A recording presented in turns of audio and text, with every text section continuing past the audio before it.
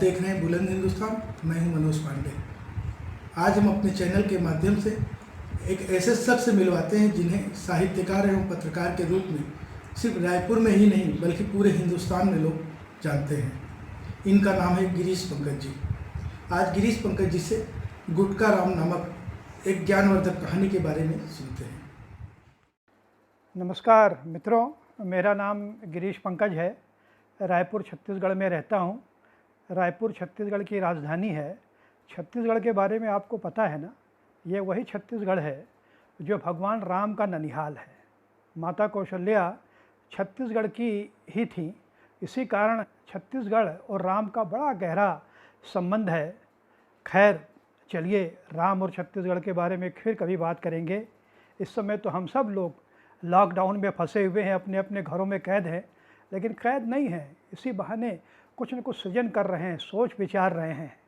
समय अपने अपने तरीके से बिताया जा रहा है।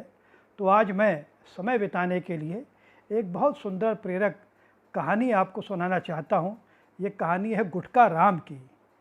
ये गुटका राम जो पुस्तक है, इसमें ऐसे चरित्र का वर्णन है जो गुटका खाकर इधर उधर थूका करता था। उसका नाम कुछ और था, लेकिन लोग उसे गुटका राम कहते थे क्योंकि उसकी आदत थी सुबह शाम गुटखा खाना।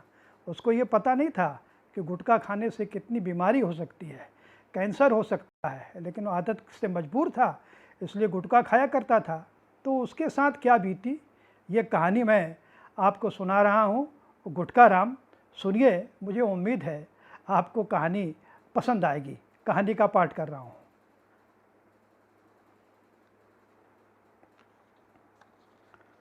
तो शुरू करते हैं कहानी गुटका राम की।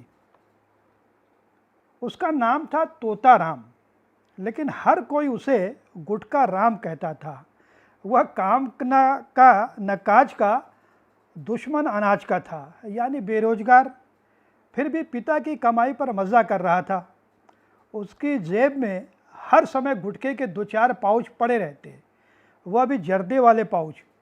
तोता राम गुटखा खाने के बाद सबको शान से देखता, ऐसा लगता जैसे गुटखा खाकर उसने कोई बड़ा मैदान मार लिया हो।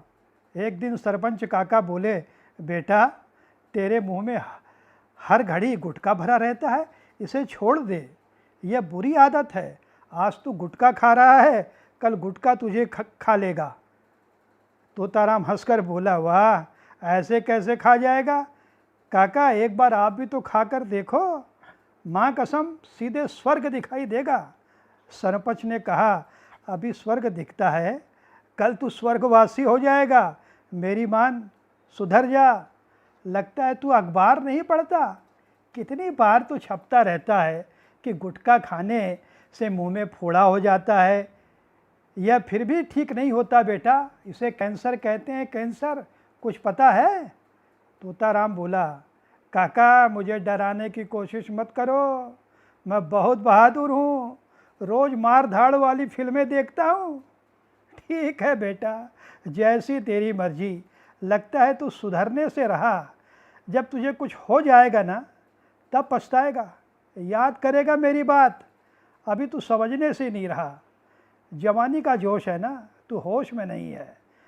समझदार को इशारा काफ़ी होता है बेटे, लेकिन तू तो नासमझी का ठेकेदार बन गया है, भुगतेगा।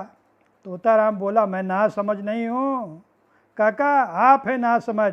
अरे गुटखा का मतलब ही होता है गुट और खा, गुट खा, इसलिए तो इसका नाम पड़ा है गुटखा, और आप कहते हैं मैं नासमझ हूँ। तोताराम की बात सुनकर सरपंच बहुत जोर से हंसे और बोले, ठीक है बाबा, तू जीता मैं हारा, जा अब तू अपना काम कर। तोताराम चला गया। रास्ते में उसने एक गुटखा निकाला, पीछे मुड़कर देखा, फिर गुटखा सीधे मुंह के भीतर। सरपंच काका सोच रहे थे, गांव के लड़के गुटखा खा खा कर अपनी सेहत बिगाड़ रहे हैं। गांव के पान ठेलों पर तरह तरह के गुटखे मिल रहे होते हैं, इनके नाम भी एक से एक होते हैं, तबला गुटखा, सितार गुटखा, फलाना चंद, ढिकाना चंद। हद है, पैसे कमाने के लिए गुटखा वाले सबको बर्बाद करने पर तुले हैं। सरकार को कुछ करना चाहिए। तभी गांव के गुरु जी पहुंच गए। वह बोले, काका किस सोच में डूबे हो? कोई खास बात नहीं, गांव के लड़कों के बारे में सोच रहा हूँ। आजकल जिसे देखो मुंह में गुटखा दबाए रखता है। गुटखा खाना, शराब पीना आजकल फैशन हो गया है। अब क्या करें, मैं भी समझा समझा कर हार गया, कोई सुनता ही नहीं। गुरुजी बोलो, किसी को फटकारो तो आंखें दिखाने लगते हैं। कैसा ज़माना आ गया है। मैं तो चुपचाप बीड़ी सुलगा कर अपनी राह चल पड़ता हूँ। अब तो यही गलत है बात है गुरुजी। काका बोले, आप जब खुद बीड़ी पीते हैं तो लड़के गुटखा खाएंगे ही खाएंगे।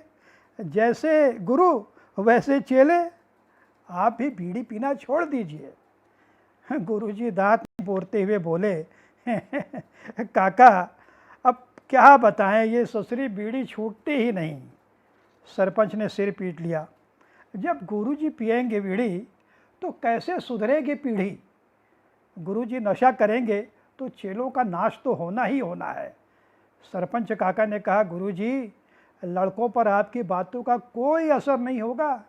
पहले आप अपनी आदत सुधारिए, उसके बाद लड़कों को सीख देना। गुरुजी सोच में पड़ गए, कुछ देर सोचते रहे, फिर बोले, आज से बंद। वाह, आपने अभी से फैसला कर लिया, शाबाश। सरपंच खुश होकर बोले। इस पर गुरुजी ने कहा, पहले मेरी बात तो पूरी सुन लीजिए। आज से बंद मतलब आपके पास आना बंद है। अरे ऐसा मैंने क्या गुनाह कर दिया? आप बीड़ी पीने से रोक रहे हैं, यह गुनाह नहीं है तो और क्या है? गुरुजी हंसते हुए बोले, लेकिन काका मैं मजाक कर रहा था। आपकी कसम, आज से बीड़ी एकदम बंद है। इसके कारण मैं दमे का मरीज हो गया हूँ। ऐसा ही पीते रहा तो एक दिन ससुरा दमा मेरा दम ही निकाल देगा। सरपंच खुशी से झूम उठे, बोले, आपसे यही आशा थी। जब गांव के लड़कों को पता चलेगा कि आपने बीड़ी पीने से तौबा कर ली है तो उन पर असर पड़ेगा। आप उनको समझाएंगे तो आपकी बात सब मान लेंगे। गुरुजी बोले, पता नहीं कहना मानते हैं या नहीं। आजकल के लड़के हैं, कहते हैं मैं ये करूं वो करूं, मेरी मर्जी। वो गाना नहीं सुना? अपनी बात की भी नहीं सुनते, मेरी क्या खाक सुनेंगे? सरपंच ने कहा, फिर भी कोशिश करके देखिए। गुरुजी चले गए। रास्ते में बीड़ी की तलब लगी। उन्होंने जेब में हाथ डाला, लेकिन सरपंच को दिया वचन याद आ गया। गुरुजी ने जेब से बीड़ी का बंडल निकाला और उसे फेंक दिया। समय बीतता गया। एक दिन गांव में डॉक्टरों का एक दल आया। उसने गांव के हर लड़के को चेक किया। डॉक्टरों को बड़ा दुख हुआ कि गांव का हर दूसरा लड़का बीमार है। सबके मुंह से बदबू आ रही है, दांत खराब हो रहे हैं। कुछ लड़कों के मुंह पूरी तरह से खोल भी नहीं रहे थे और कुछ के मुंह में छाले पड़े हुए थे। कुछ लड़कों के गालों में फोड़े हो चुके थे। तोता राम के मुंह में भी छाले पड़ चुके थे। उसका मुंह भी ठीक से नहीं खुल रहा था, लेकिन उसका गुटखा खाना कम नहीं हुआ था। एक डॉक्टर ने कहा, देखो भाई, अभी भी समय है, सुधर जाओ, वरना मुंह में कैंसर हो जाएगा। अभी शुरुआत है, गुटखा खाना छोड़ दो, हम कुछ दवाइयाँ दे रहे हैं, इससे छाले ठीक हो जाएंगे। अगर कहना नहीं मानोगे तो बाद में पछताना पड़ेगा। डॉक्टर ने तोताराम को कुछ फ़ोटो दिखाए। फ़ोटो में इन लोगों के चेहरे थे जो बहुत गुटखा खाते थे। उनको कैंसर हो गया था, उनके गाल काटने पड़े थे, उनका चेहरा डरावना लग रहा था। फ़ोटो के नीचे लिखा था, गुटखा खाने का नतीजा।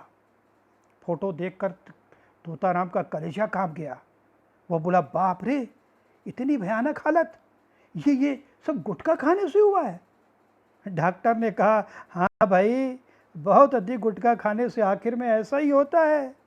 अब सोच लो, तुम्हारा सुंदर चेहरा कितना बदसूरत हो जाएगा। ऑपरेशन करने के बाद चेहरा भयानक हो जाता है।